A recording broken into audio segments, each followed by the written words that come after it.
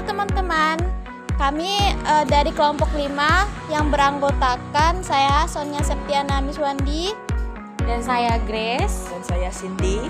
Kami akan menampilkan video hasil pembelajaran di modul 1.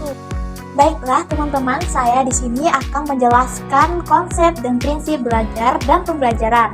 Yang pertama yaitu saya akan menjelaskan konsep belajar terlebih dahulu. Ada 3 atribut pokok atau ciri utama belajar, yaitu yang pertama ada di proses. Belajar merupakan proses mental dan emosional atau aktivitas pikiran dan perasaan kita. Yang kedua adalah perubahan perilaku.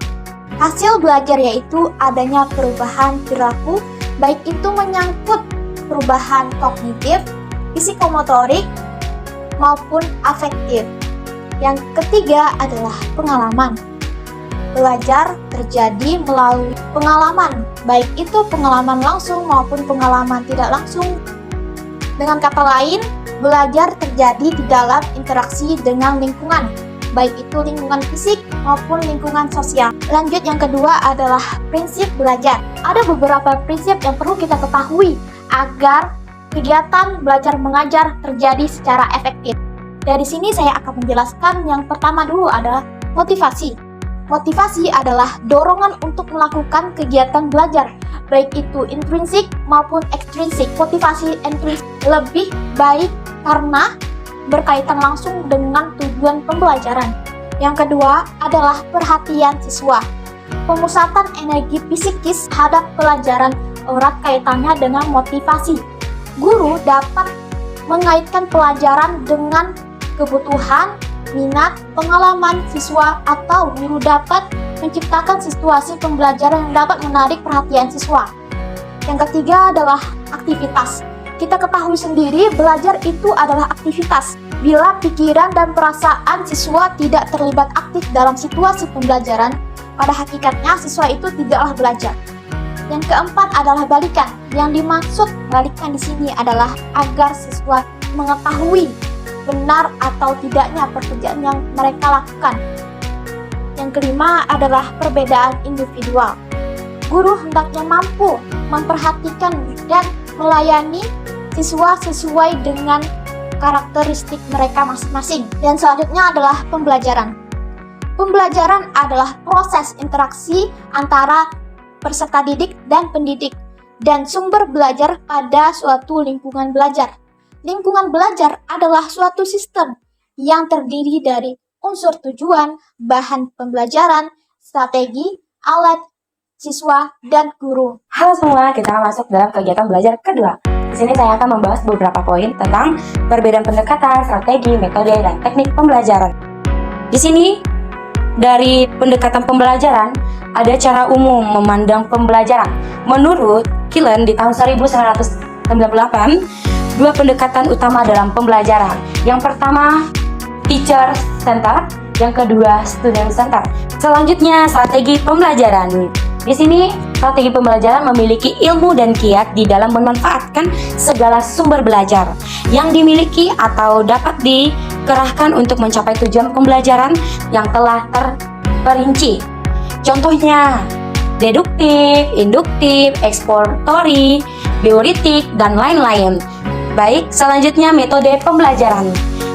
Berbagai cara yang digunakan guru dalam membelajarkan siswa untuk mencapai tujuan pembelajaran yang telah diterapkan. Contohnya ceramah, diskusi, tanya jawab, kerja kelompok, demonstrasi, biasa dibilang modeling, eksperimen, pemecah masalah, inklusi, dan sebagainya.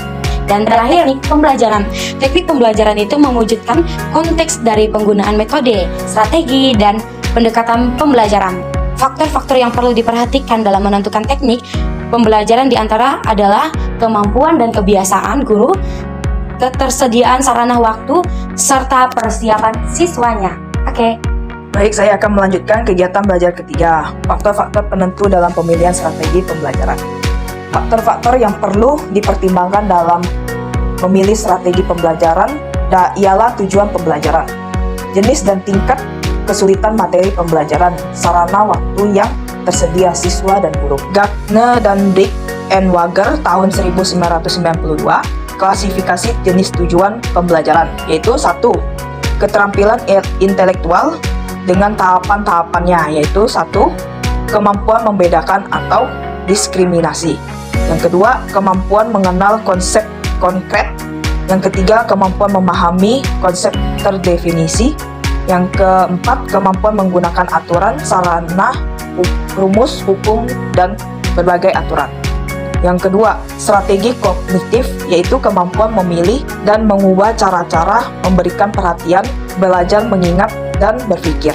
Yang ketiga, informasi verbal, yaitu kemampuan menyimpan nama atau label, fakta, dan pengetahuan dalam ingatan. Yang keempat, keterampilan motorik, yaitu kemampuan melakukan kegiatan-kegiatan fisik. Yang kelima, sikap, yaitu kemampuan menampilkan perilaku yang bermuatan nilai-nilai. Kita lanjut ke siswa. 1. Karakteristik siswa sebagai pribadi tersendiri memiliki perbedaan-perbedaan dari siswa lainnya. Yang kedua, jumlah siswa yang mengikuti pelajaran. Guru, kemampuan menguasai bahan pelajaran dan kemampuan membelajarkan siswa. Yang terakhir, sarana dan waktu ruang.